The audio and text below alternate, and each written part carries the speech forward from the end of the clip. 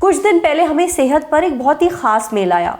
Mail में कहा गया था कि हम शो पर उनका असली नाम ना बताएं, इसलिए हम लल्लन टॉप की इन व्यूअर का एक काल्पनिक नाम रख देते हैं, खुशी।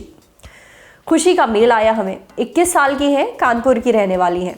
खुशी ने बताया कि उनकी मम्मी की उम्र 49 साल है, वो मेनोपॉज से गुजर रही हैं। उनके घर में खुलकर पीरियड्स या फिर मेनोपॉज को लेकर कोई भी बात नहीं होती, हम सबके घरों की तरह। पर मेनोपॉज के कारण उनकी मम्मी के शरीर में कई बदलाव आ रहे हैं। उनकी सेहत भी इस वजह से ठीक नहीं रहती। ये सब जब खुशी ने देखा तो उन्होंने अपनी मम्मी से बात करने की कोशिश की, पर उन्हें चुप करवा दिया गया। पर खुशी की मम्मी सेहत देखती हैं, इसलिए वो चाहती हैं कि हम मेनोपॉज पर एक एपिसोड बनाएं। ये क्या होता है, क्यों होता है, इस दौरान शरीर में किस तरह के बदलाव आ सकते हैं, ये सब डॉक्टर से पूछकर बताएं, ताकि खुशी की मम्मी और उनकी तरह और औरतें जो मेनोपॉज से गुजर रही हैं पर अपनी दिक्कतें खुलकर बोल नहीं पाती, उन्हें सही जानकारी मिले। तो चलिए सबसे पहले जानते हैं कि मेनोपॉज क्या होता है और क्यों होता है। महिला का मासिक धर्म या माहवारी अगर लगातार 12 महीने ना हो तो हम उसको मेनोपॉज कहते हैं। ये एक कुदरती प्रक्रिया है जो कि 45 से 55 वर्ष की उम्र की महिलाओं में देखी जाती है। इसके बाद महिलाएं मां नहीं बन सकती। इसका कारण है हार्मोन्स में बदलाव या परिवर्तन आना, जिसकी वजह से अंडे बनना बंद हो जाते हैं और हमारे शरीर में ईस्ट्रोजन की कमी हो जाती है।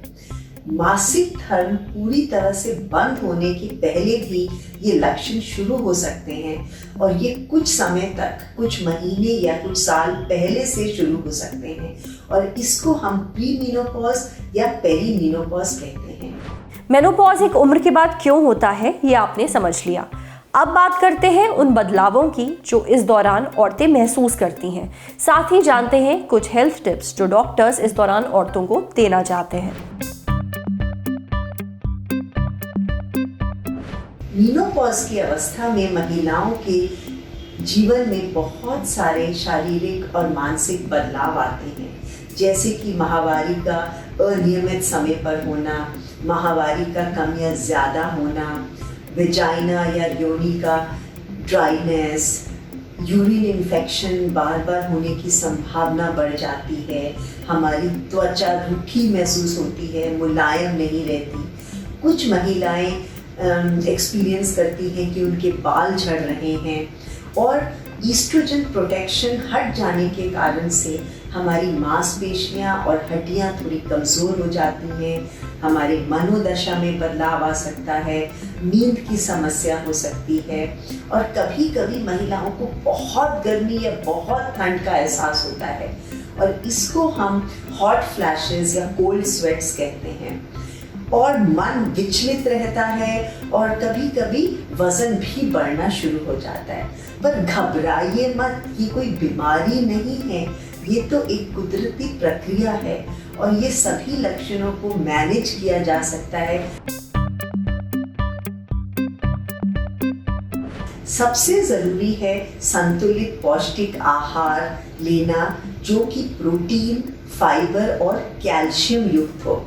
जो शाकाहारी लोग हैं उन्हें प्रोटीन मिल सकता है दूध से, दही से, पनीर से, दालों से, स्प्राउट्स, सोए से। और जो मांसाहारी लोग हैं उनको प्रोटीन मिलेगा अंडे से, मछली से, चिकन से। फाइबर मिलेगा हरी सब्जियों से, ताज़े फलों से और कैल्शियम भी डेयरी प्रोडक्ट से मिलता है। हमारी हड्डियों मजबूत करने के लिए कैल्शियम सप्लीमेंट लेना भी आवश्यक है और मोस्ट इम्पॉर्टेंट है कि हम लोग नियमित रूप से व्यायाम करें। कुछ भी जो हमें अच्छा लगता हो, मेडिटेशन, योगा, सैर करने जा सकते हैं, एरोबिक्स कर सकते हैं, उससे हमारी बोन डेंसिटी और मसल जो है वो बेहतर होते हैं। कुछ महिलाओं में ये लक्षण बहुत अधिक होते हैं तो उनमें आपके डॉक्टर हो सकता है आपको हार्मोन रिप्लेसमेंट थेरेपी सजेस्ट करें, पर हार्मोन ज़्यादा समय तक नहीं ले सकते क्योंकि इससे ब्रेस्ट कैंसर या हार्ट डिजीज का रिस्क बढ़ सकता है। तो मैं ये कहने जाऊंगी कि कुछ भी करें तो उसमें अपनी डॉक्टर की सलाह लेना मत भूलिएगा, ये बहुत ज़रूरी है। उम्मीद है जो टिप्स डॉक्टर ने बताई हैं वो खुशी की मम्मी और बाकी औरतों के काम ज़रूर आएगी। साथ ही वो अपने शरीर में आने वाले बदलावों को लेकर और सहज महसूस करेंगी। पर अगर आप मेनोपॉज से गुजर रही हैं तो ये कुदरती है, इसलिए अगर इस दौरान आपको कुछ परेशानियां महसूस हो रही हैं तो उन पर खुलकर ज़रूर बात करिए, डॉक्टर की सलाह भी लीजिए। ये आपकी सेहत का सवाल है।